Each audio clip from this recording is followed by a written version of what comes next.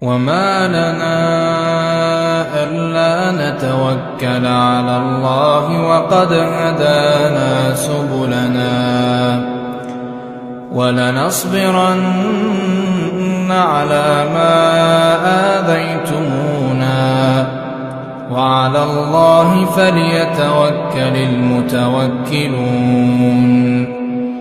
وقال الذين كفروا لرسلهم لنخرجنكم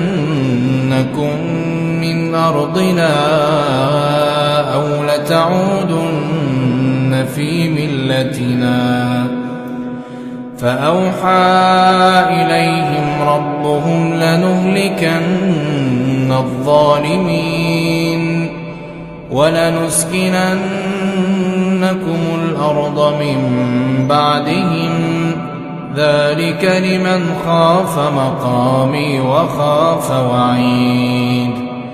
واستفتحوا وخاب كل جبار عنيد من ورائه جهنم ويسقى من ماء صديد يتجرعه ولا يكاد يسيغه ويأتيه الموت من كل مكان وما هو بميت ومن ورائه عذاب غليظ.